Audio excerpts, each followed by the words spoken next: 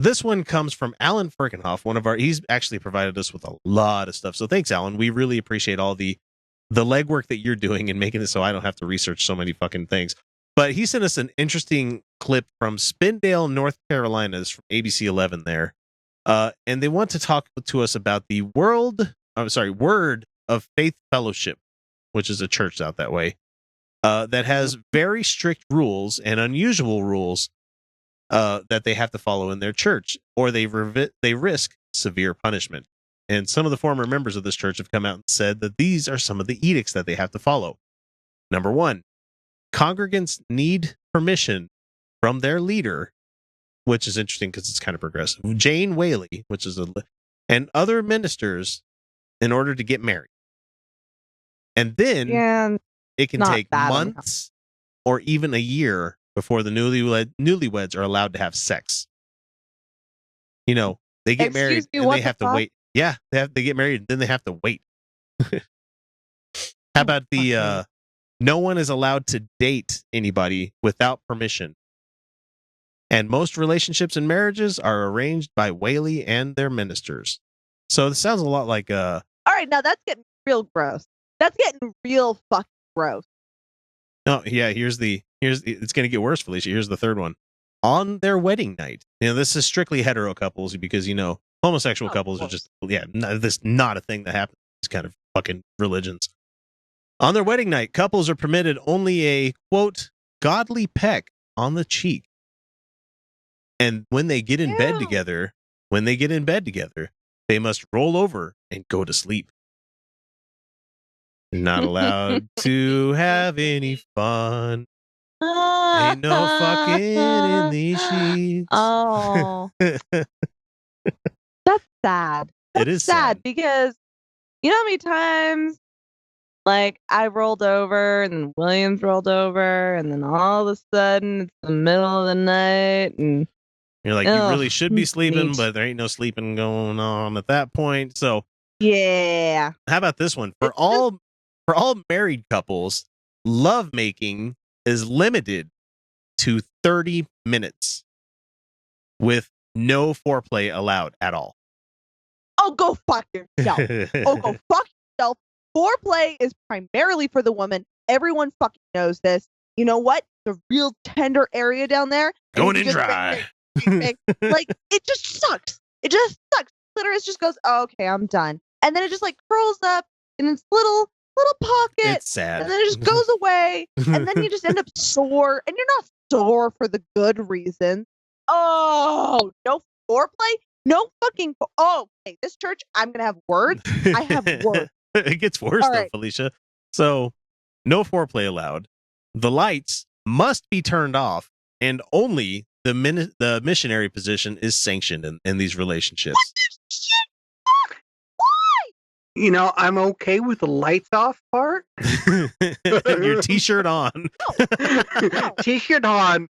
I'm okay. It's business.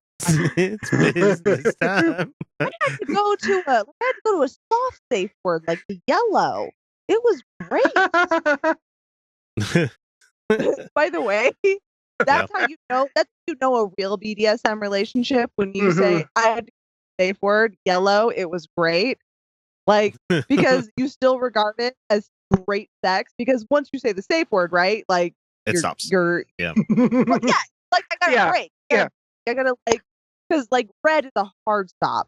And I know everyone's gonna be like, oh, you're using those two. Look, they're not. You don't say yellow and red in bed. You just don't do it. And those are universally understood as slow it the fuck down or stop it the fuck now. All right, they just make sense. They make sense. But okay, so that's how you know real BDSM relationships, because it's I had great sex when I used the safe word, because it stopped. I slowed down. And my point is, okay, seriously, lights off. Why? You're not allowed. Did not God create your bodies according to your beliefs? Did not God tell you to revel in this body and to enjoy life? No, you're not supposed to enjoy this person that you've committed your life to. No, you're supposed to be ashamed. No, you're not. Yeah, you're supposed to be ashamed. You're supposed to feel bad. and I don't- you're supposed to not have fun with Have you? I've those never bits. seen. I've never seen animals do it missionary besides humans, though. I think we're the only species of mammal that does it that way. Well, have you Some, ever but seen no, dinosaurs do it? Because that's how they did it. They were Bonobos do tender it. to each Bonobos. other. Yeah, Bonobos. just imagine two T-Rexes going at it missionary. Can you But- feel the love tonight? You know what? Missionary is delightful. Okay, there's nothing wrong. There's nothing wrong with it. It's just As long as the guy's a done a couple of lovely push-ups to get to that point, because otherwise you get that wobbly elbow thing going I on. mean, No, the biggest drawback to missionary. So the biggest Right. drawback to missionary comes from me being fat. Louis That's Louis C.K. So Louis C.K. has the best description of middle-aged missionary sex, which he describes looking down at his own body and seeing like 12 tits hanging down, and all he could do is say, I'm sorry, we're But missionary hits the. Yeah. it's fine. It's just, there's It hits the nice. It's a love position, and don't look down because the pressure on the top feels nice. Okay, that's okay. I turned the and lights if you're feeling but it's delightful. It's a delightful position, but seriously, if that's the only one, like I've had sex in office chairs. It's just neat because you're like, hey, never done it here before. Doing it on the kitchen counter. Yes, I have, and I'm gonna chairs keep doing and that. counters and Lysol swings wipe. and things. Yeah, all I sorts saw of wives take care of various that shit. It's Yeah. fine. It's It's fine. there are an what infinite number of positions and- and locations. Just And here's the reason. Here's the real reason why they want to tell couples to do this, because they want to make them feel bad because they know their couples are going to fail in this. They know their couples are going to, at some point, really enjoy it.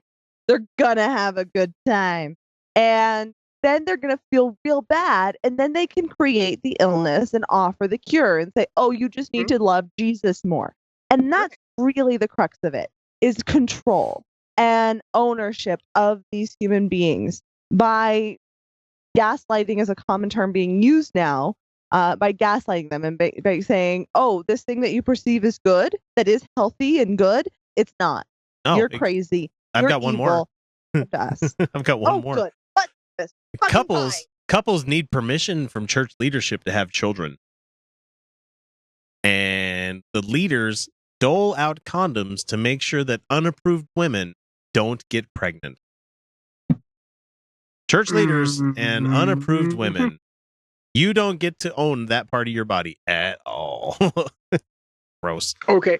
I would be on board with this if it wasn't a did the power same thing. If it wasn't a power thing, if it was the same thing for men, because there are lots of men that shouldn't have kids. Yep, absolutely. And the former followers But- of this wacko as fuck church says that couples violating the rules can be publicly rebuked, subjected to violence, or forced to separate.